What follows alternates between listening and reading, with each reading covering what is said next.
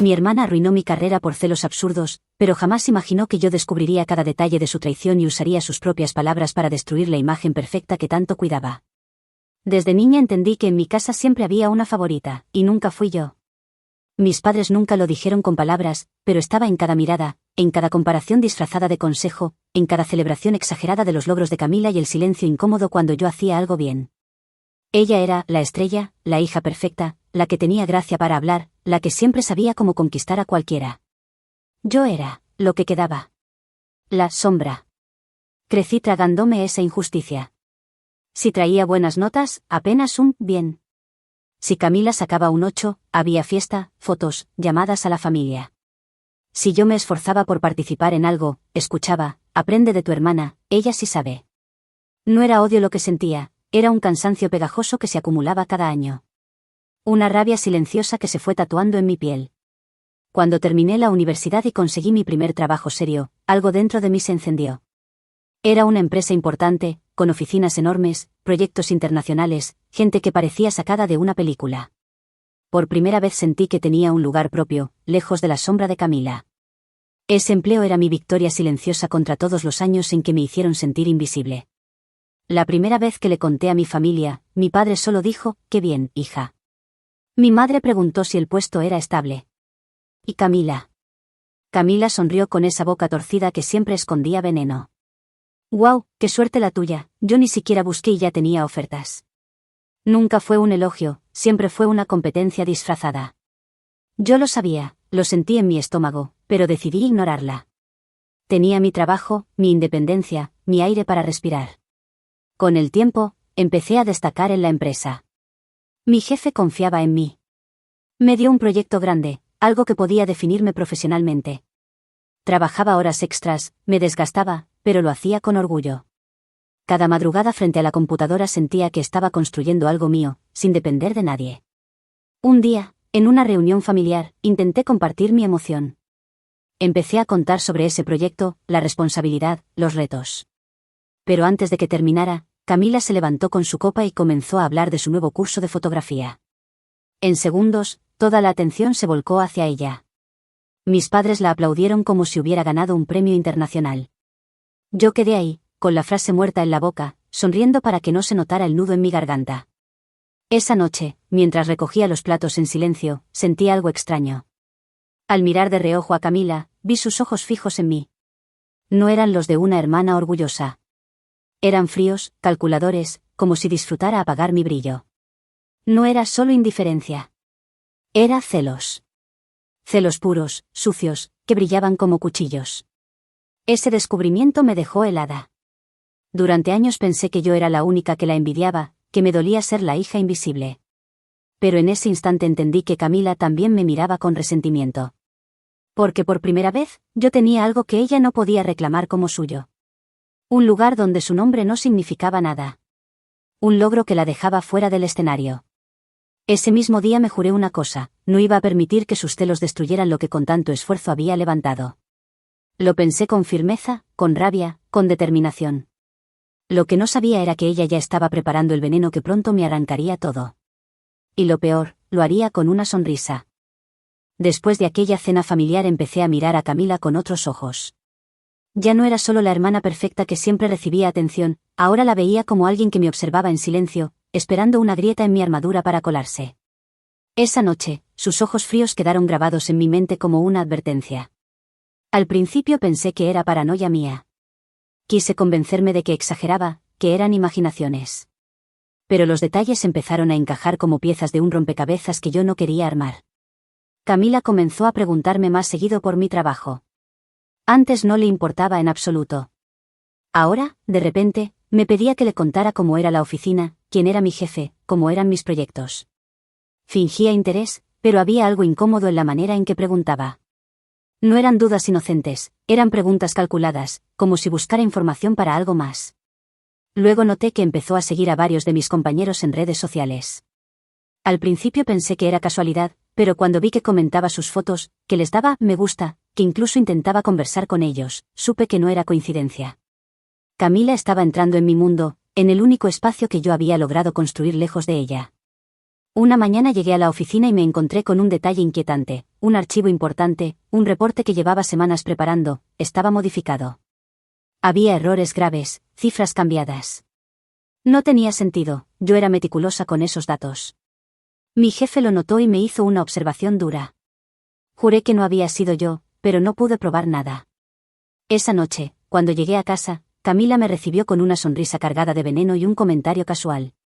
Debe ser difícil manejar tanta presión, ¿no? A veces uno comete errores sin querer. Me quedé helada. No tenía cómo demostrarlo, pero algo en mi instinto me gritaba que había sido ella. Que de alguna manera se había metido en mi computadora, que había saboteado mi trabajo. La idea me parecía una locura, pero al ver cómo me miraba, con esos ojos brillando de satisfacción, la locura empezó a tener sentido. Una semana después, me invitó a tomar un café. Yo acepté, tratando de creer que tal vez solo estaba imaginando demasiado. Nos sentamos, pedimos 2 capuchinos, y en medio de la charla me lanzó una frase como si fuera un dardo envenenado. ¿Estás segura de que tu jefe confía tanto en ti como dices? Dijo sonriendo, revolviendo el azúcar en su taza. La miré sin entender. ¿Qué quieres decir? Ella se encogió de hombros, con esa falsa inocencia que siempre usaba cuando estaba por soltar un golpe. Nada, solo digo, a veces los jefes confían, a veces no. Nunca se sabe qué piensan en realidad. Salí de ese café con el corazón encogido. Sentí que no era una simple conversación. Era una amenaza disfrazada, un aviso de que algo estaba por venir. Esa misma noche, mientras intentaba dormir, mi celular sonó. Era mi jefe. Su voz sonaba seria, demasiado seria. Necesitamos hablar mañana, es urgente. Colgué con un nudo en el estómago. No pude pegar un ojo en toda la madrugada. Algo se estaba desmoronando, y yo intuía exactamente quién estaba detrás, aunque todavía no tenía pruebas. Y lo peor es que sentía que apenas era el principio. Esa mañana caminé hacia la oficina con las piernas pesadas, como si cargara un presagio en la espalda. El llamado urgente de mi jefe no me dejaba respirar. El ascensor se me hizo eterno, y cuando finalmente crucé la puerta de la sala de reuniones, entendí que mi vida estaba a punto de romperse en pedazos. Sobre la mesa había carpetas, documentos impresos, capturas de pantalla de correos electrónicos. Mi jefe me miraba con el ceño fruncido, y los ojos de mis compañeros me atravesaban como cuchillos. ¿Tienes algo que decirnos? Preguntó él, su voz dura, distante. Tomé uno de los papeles. Era un correo enviado desde mi dirección corporativa. En él, aparecían detalles confidenciales de un proyecto clave, enviados a un competidor directo. Mis manos comenzaron a temblar. Esto no es mío, balbuceé. Yo jamás escribiría algo así. Pero mientras lo decía, mi jefe lanzó otro golpe. Los archivos fueron enviados desde tu computadora, con tu usuario. Y hay varios más. Los documentos estaban ahí, apilados, como pruebas de un crimen que yo no había cometido. Me defendí, supliqué que alguien había manipulado mi cuenta, que tenía que ser un error. Nadie me creyó. Vi en los rostros de mis compañeros el desprecio, la decepción, el juicio. Personas con las que había compartido meses de trabajo ahora me miraban como si fuera una traidora. El veredicto llegó rápido. No podemos permitir este tipo de conductas. Tienes que dejar la empresa de inmediato. Ni siquiera tuve la oportunidad de limpiar mi nombre. Me escoltaron hasta mi escritorio como si fuera una criminal. Recogí mis cosas bajo el silencio incómodo de todos. Cada paso que daba era una humillación más. Salí de la oficina con las lágrimas atoradas, pero no lloré. El shock era tan fuerte que mi cuerpo no reaccionaba. Caminé por la calle con mi caja de pertenencias en las manos, sintiendo que el mundo se me desmoronaba. Mi trabajo, mi orgullo, mi esfuerzo, todo se había esfumado en cuestión de minutos. Cuando llegué a casa, con el rostro pálido y la voz rota, le conté a mi familia lo que había pasado. Mi madre me abrazó sin comprender, mi padre frunció el ceño en silencio, y Camila. Ah, Camila. Ella se llevó la mano a la boca fingiendo sorpresa, pero sus ojos brillaban como fuego. Qué decepción, dijo en voz baja, casi como para sí misma. Siempre pensé que tú eras distinta. Sentí que la sangre me hervía. ¿Distinta? Ella estaba disfrutando. Lo vi. Esa expresión la había visto antes, en pequeños destellos de su envidia. Esta vez ya no había duda, ella estaba detrás de todo. Me encerré en mi cuarto, destrozada. Abrí los documentos que había logrado recuperar de mi correo y los leí una y otra vez. y entonces lo noté, una palabra, una expresión demasiado familiar. Obvio que sí. Esa frase era la muletilla de Camila. Ella la usaba siempre, en cada conversación, en cada mensaje. Nadie más lo hacía con tanta frecuencia. Se me heló la sangre. Esa prueba no era suficiente para demostrar nada, pero era la confirmación que necesitaba para mí misma. Mi hermana me había hundido. Y lo había hecho con precisión quirúrgica, usando mi propio mundo en mi contra. Esa noche juré que no iba a quedarme de brazos cruzados. Ella me había quitado mi trabajo, mi reputación y mi paz. Yo le quitaría algo mucho más valioso, su máscara perfecta. La rabia me quemaba por dentro, pero sabía que no podía lanzarme contra Camila sin pruebas. Si la enfrentaba con solo mi intuición, terminaría viéndome como la hermana resentida de siempre, y ella seguiría jugando el papel de víctima. No, esta vez tenía que ser más astuta que ella. Comencé a observar cada movimiento suyo con frialdad. Revisaba cuando salía, cuando usaba la computadora, con quién hablaba. Empecé a notar patrones que antes ignoraba. Se encerraba en su cuarto con el portátil durante horas, salía al balcón para hablar por teléfono en voz baja, y cada vez que yo entraba a la cocina, ella aparecía de repente como si necesitara vigilarme. Un día, mientras Camila se duchaba, aproveché para entrar a su cuarto. El corazón me golpeaba el pecho con fuerza, como si fuera a traicionarme con el ruido. Abrí su laptop, esperando que hubiera dejado la sesión iniciada. Y allí estaba, en su carpeta de borradores encontré un mensaje nunca enviado, un correo redactado con exactamente la misma estructura que los falsificados que me habían arruinado. El mismo tono, las mismas expresiones, las mismas cifras manipuladas. Sentí un escalofrío recorrerme el cuerpo. Era la prueba que necesitaba, aunque todavía no podía copiarla sin arriesgarme a que notara mi intrusión. Cerré la computadora con cuidado y salí antes de que saliera del baño. Mi respiración era un torbellino descontrolado, pero en medio del miedo brillaba una certeza: tenía razón. Seguí investigando en silencio. Revisé mi celular y encontré conversaciones alteradas con compañeros de trabajo que yo jamás había enviado. Descubrí que Camila había creado perfiles falsos con fotos mías, imitándome en redes sociales. Hablaba con mis colegas como si fuera yo, sembrando dudas, haciéndome quedar como una persona irresponsable y falsa. La primera reacción fue un dolor insoportable. ¿Cómo podía alguien que compartía mi sangre odiarme tanto como para destruirme así? Pero el dolor pronto se convirtió en furia. Ella me había quitado lo único que me daba orgullo y estabilidad, y ahora entendía que no iba a detenerse. Quería todo, mi vida, mi lugar, mi credibilidad. Lo confirmé unos días después, cuando la escuché hablar por teléfono en el balcón. Su voz era baja, pero reconocí el nombre de mi exjefe. Se estaba acercando a él, ofreciéndose como una colaboradora confiable. Sentí náuseas. No solo me había quitado el trabajo, planeaba ocupar mi lugar. Esa noche no dormí. Caminaba de un lado a otro de mi cuarto con el corazón acelerado. Las piezas encajaban, la envidia, la sonrisa torcida, los emails falsos, la humillación. Todo había sido una estrategia. Y ahora entendía que no podía quedarme esperando. Decidí que no bastaba con demostrar su traición en privado. Tenía que exponerla delante de todos. Quitarle la máscara frente a mi familia, frente a la empresa, frente a cualquiera que todavía creyera en su imagen de hija perfecta. No quería una simple revancha. Quería justicia. Quería verla arder en el mismo fuego en que me había arrojado. Y desde ese momento, comencé a planear mi contraataque. Me hice la derrotada como si fuera un papel que ya tuviera memorizado. Salía, volvía, fingía que me consumía la vergüenza, que me acurrucaba en el salón como si no tuviera fuerzas para nada. Si quería atrapar a Camila tenía que esconder la guerra que ardía dentro de mí. La paciencia se convirtió en arma, esperar sin parecer expectante, actuar sin desesperar. Lo primero fue reconstruir lo que me habían arrebatado.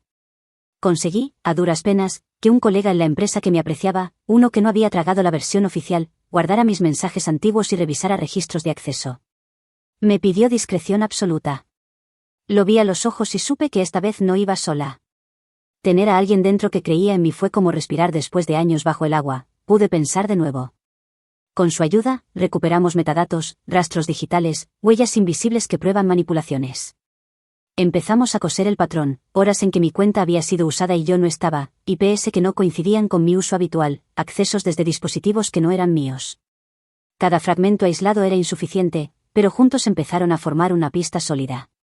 Todo apuntaba a alguien con acceso físico a mi casa, alguien que conocía mis contraseñas o podía entrar sin levantar sospechas. Volví a pensar en la frase repetida en los borradores de Camila. Volví a ver sus ojos disfrutando mi caída. La necesidad de una prueba rotunda me quemaba. Podía acumular documentos técnicos, logs de acceso, capturas de pantalla, pero sabía que el golpe final tenía que ser humano, una confesión que la mostrara orgullosa y maquiavélica. No quería solo que la empresa me creyera, quería que ella sintiera el peso público de su acción. Quería quebrarla donde más le doliera, su reputación, esa que tanto se había esforzado en construir.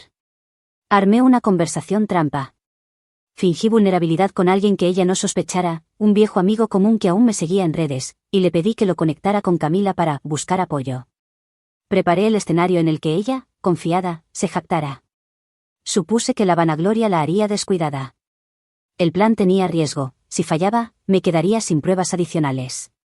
Pero la rabia en mi pecho hizo que el riesgo pareciera pequeño. Lo que nunca imaginé fue lo que escuché. Grabé la llamada sin que ella lo supiera. Su voz al otro lado del altavoz no era la de la hermana cariñosa que fingía ser para la familia, era la vocecita de la mujer que se permitía hablar en privado, la que confería su victoria como trofeo. Se reía, describía con lujo de detalles cómo había logrado el acceso, cómo había enviado esos correos, cómo había borrado rastros que pensaba que nadie podría seguir. Fue tan fácil, decía, solo utilicé lo que ella me dejó, contraseñas, llaves, confianza. Nadie sospecha de una hermana. Su tono no fue de remordimiento, fue de orgullo. Escucharla fue un golpe físico.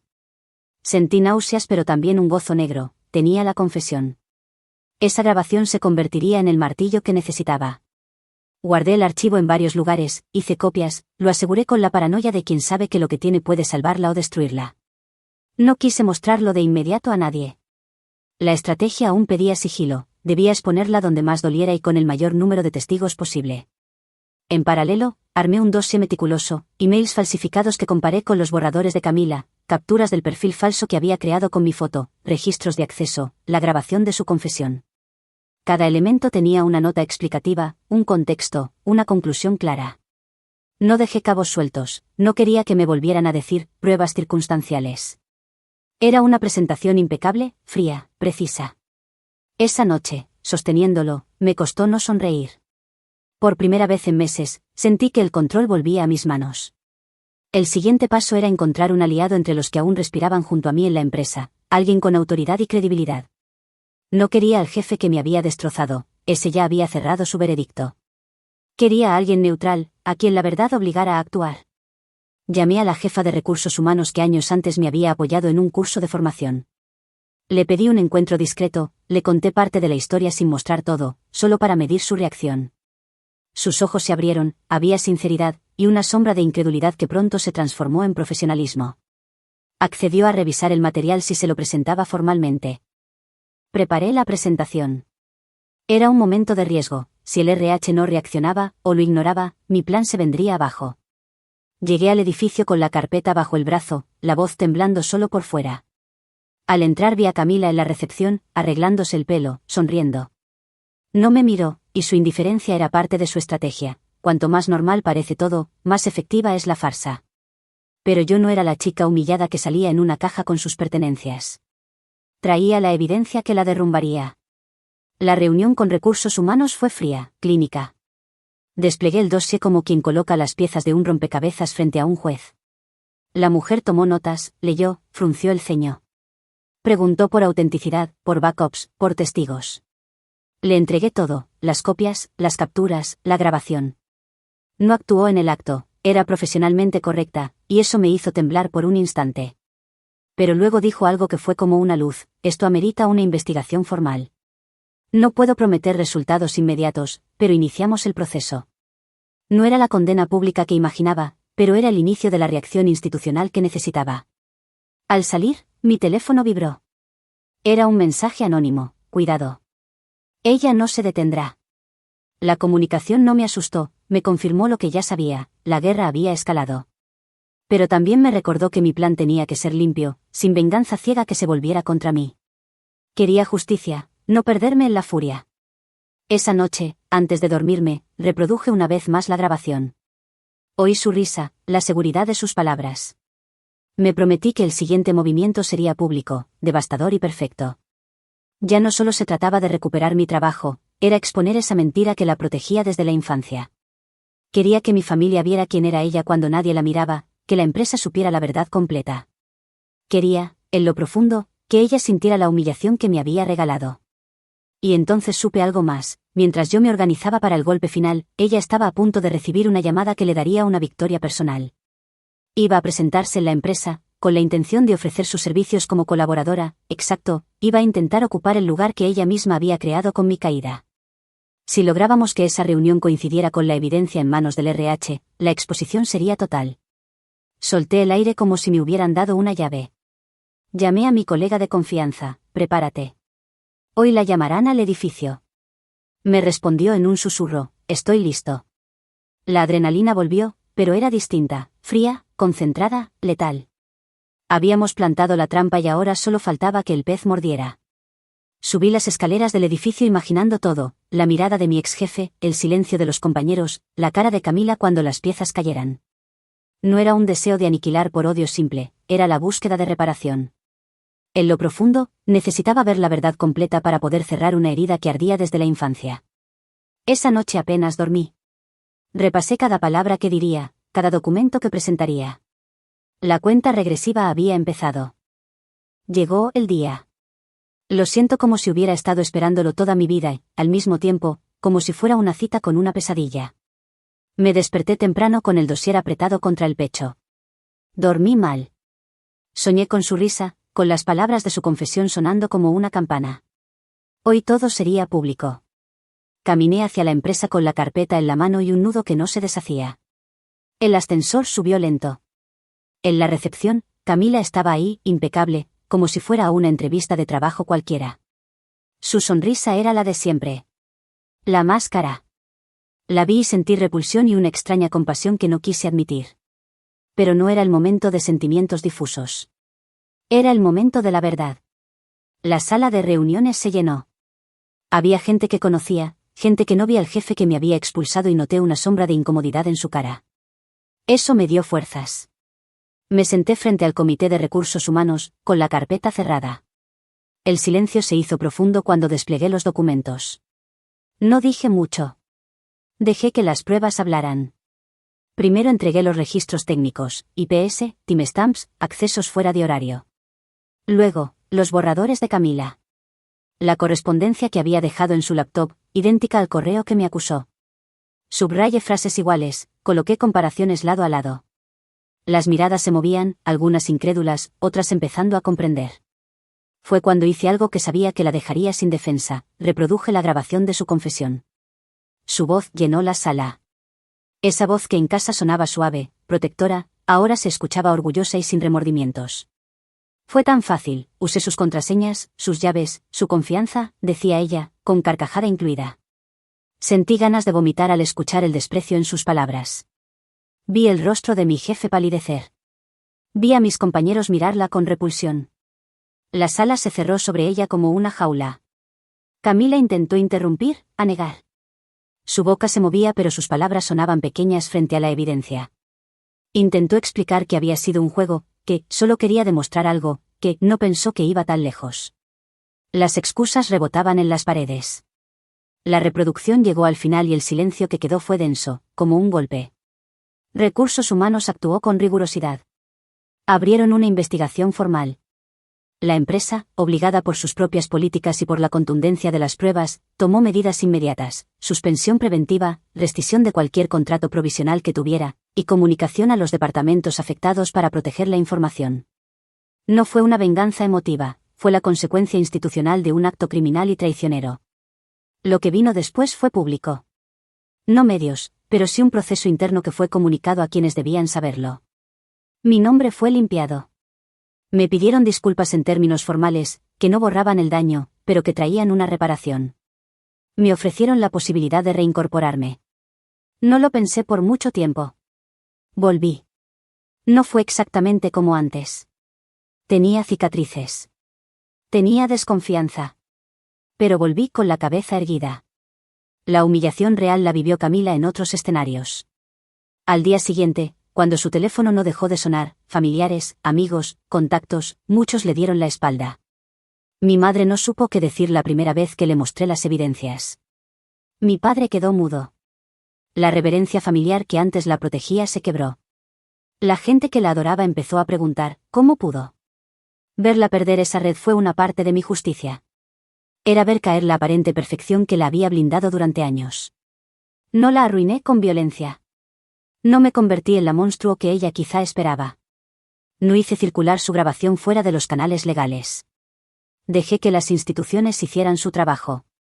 Pero ver cómo la gente a la que ella había sonreído ahora le negaba la mirada fue una humillación que estaba más allá de cualquier castigo administrativo. La máscara había caído. En una reunión familiar tensa, mostré todo. No para humillar gratuitamente, sino porque necesitaba que la verdad saliera de mi boca antes que la suya. Mi madre lloró. Mi padre finalmente habló y dijo palabras que dolieron y sanaron a medias. Admitió que siempre había sido injusto al favorecerla. Camila se puso pálida. No tuvo excusas. Se le vio el temple quebrado. Mi venganza, al final, fue dejar que la verdad la alcanzara donde más valoraba, en la imagen que había construido para todos. Regresar al trabajo fue una experiencia extraña. Algunos me abrazaron con lágrimas. Otros se alejaron, guardando distancia por miedo a ver el pasado repetido. Aún así, el proyecto que había perdido me fue devuelto con una oferta que superó mis expectativas. No solo me reintegraron, sino que me propusieron liderar una nueva línea de investigación, con garantías y soporte. Era la restauración profesional que necesitaba. No fue un simple, lo siento. Fue confianza real. La última vez que vi a Camila fue en la misma sala donde todo empezó. Su rostro estaba diferente, sin maquillaje de perfección, sin sonrisa calculada. Había sombras nuevas. No hubo gritos. Ella me miró con algo que pudo haber sido arrepentimiento, o miedo. Yo miré sus manos. No dije la palabra, perdón. No porque no la sintiera, sino porque el perdón no era un gesto automático. Tenía que ganarse. No en la humillación pública, sino en los actos. Esa noche me quedé sola en mi cuarto. Pensé en todo lo que había pasado desde la cena en que vi esos ojos fríos por primera vez. Pensé en el vacío que dejó perder mi trabajo y en la fuerza que nació de esa pérdida. Sentí alivio, pero también una herida que no cerraría de inmediato. Aprendí que la justicia no era venganza ciega. Era ver la verdad y sostenerla con la frente en alto. Al final, no fui la misma persona que salió de la oficina con la caja en las manos. Era alguien más fuerte. No celebré su dolor, celebré mi regreso. Y sin embargo, ver la caída de su máscara fue un alivio que no puedo negar. Recuperé lo que era mío y le devolví a mi familia la posibilidad de mirarme sin vergüenza. Ella recibió su castigo, perdió la credibilidad, la protección y, por un tiempo largo, la casa que había construido sobre mentiras. La vida siguió. Cicatricé, pero no olvidé. Aprendí a poner límites, a proteger mis contraseñas y mi espacio. Aprendí a no confiar ciegamente. Pero también aprendí algo que no esperaba, que la verdad, cuando se arma con paciencia y pruebas, es más violenta que la venganza. Cerré ese capítulo con la sensación de que, por primera vez, podía respirar tranquila. No porque todo fuera perfecto, sino porque había recuperado mi nombre. Había recuperado mi voz. Y en la caída de su orgullo vi mi propia liberación.